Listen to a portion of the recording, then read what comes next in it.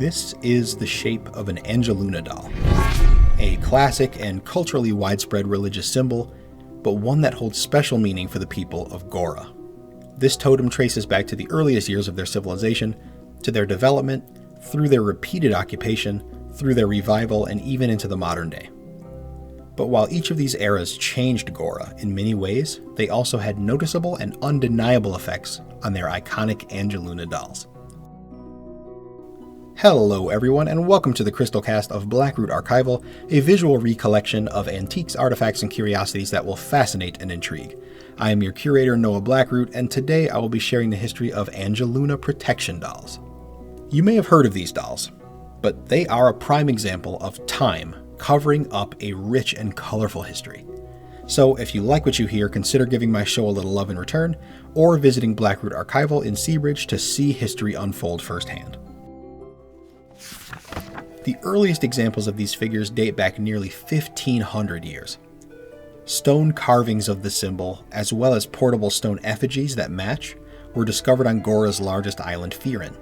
Some say these figures depict the Nebularian moon goddess Lunavi, but it's still contested whether nebularism was even followed widely enough that Lunavi would have this much representation when no other deity in that pantheon seemed to exist within Gora.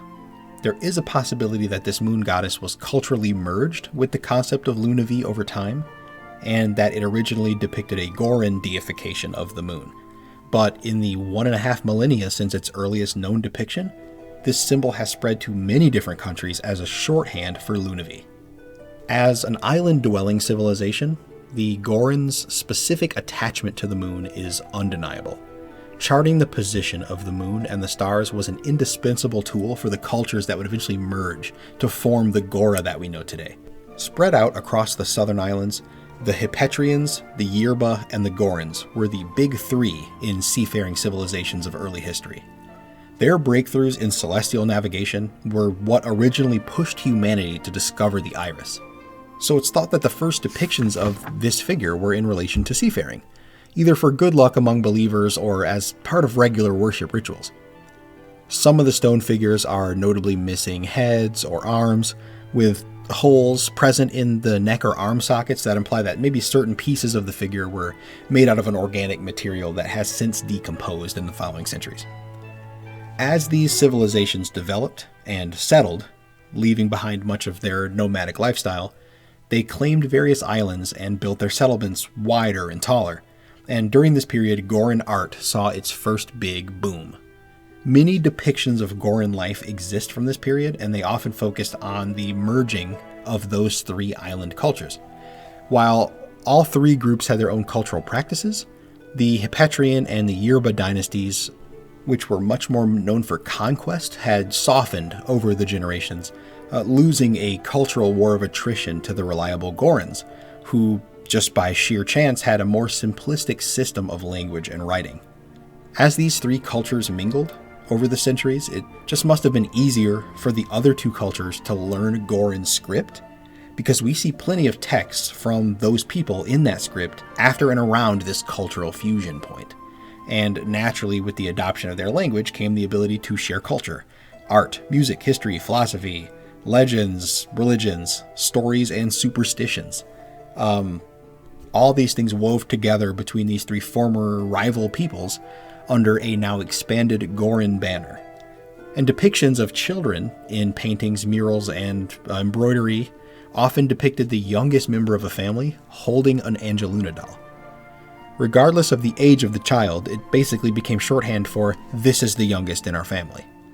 It had that type of cultural impact in art. And in contrast to the cultures on the mainland like ours that bury their dead with guidestones above them, the Gorans of this era buried their dead with these dolls, which certainly helped later anthropologists get a clear view of what materials would be used in their creation through the years. The dolls from this era were usually made of oak or borga wood or snaproot bark, sometimes with gemstones in their eyes, but usually just carved notches that were painted, sometimes painted to represent the family's physical traits or style or color, with clothes woven from dried feli leaves and stems, which is a common plant in the South and the Southern Islands. This design marked the height of the doll's popularity as just an innocent cultural symbol. Although its cultural ubiquity would continue, but in a different context, because unsurprisingly, as we move into the Middle Era, we have to bring up Gora's invasion and subsequent occupations by the kingdom of Buquali. Now, war is a tricky thing to talk about.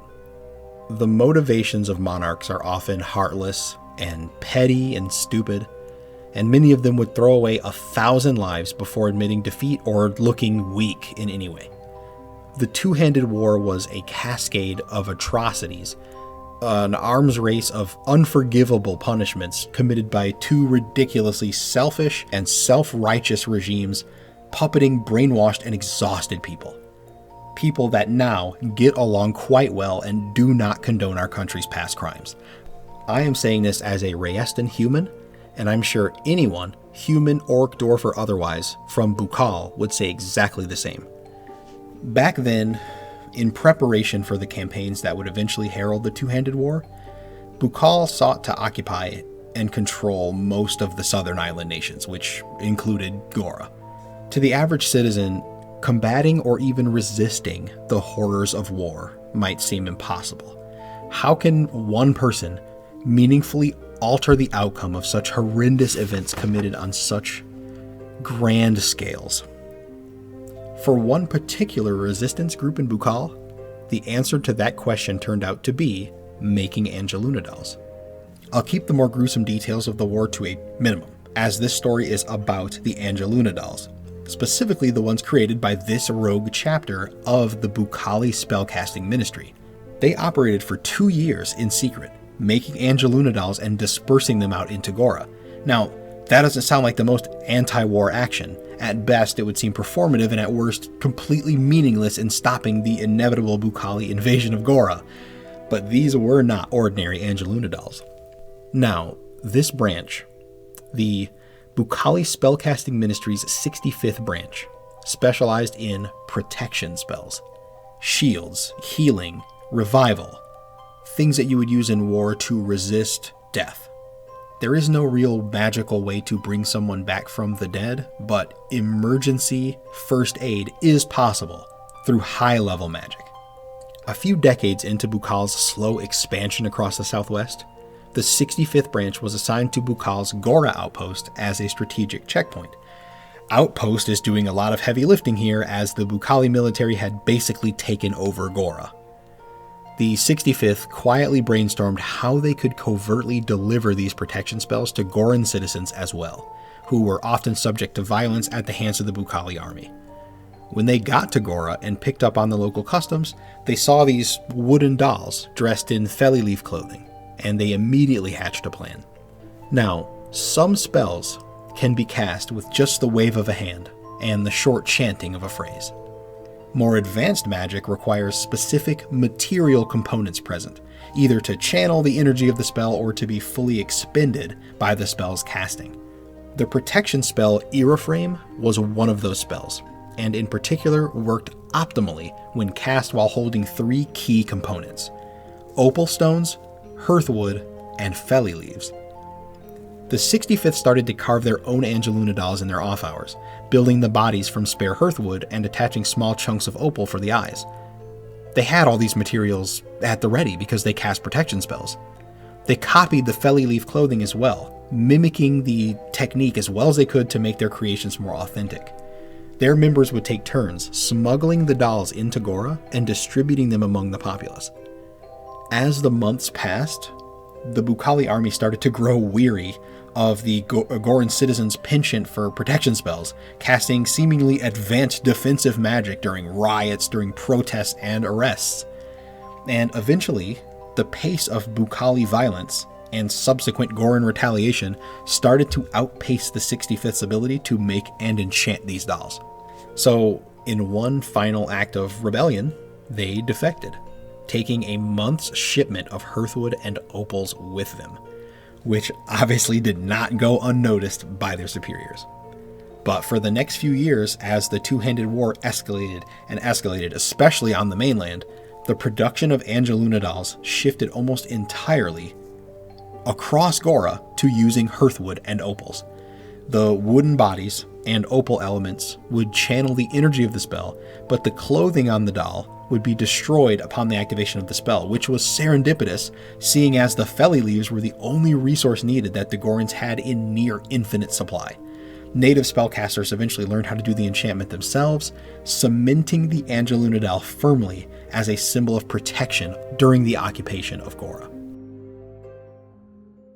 As the war efforts reached their last legs, Buquali had all but given up on using the island as a strategic position.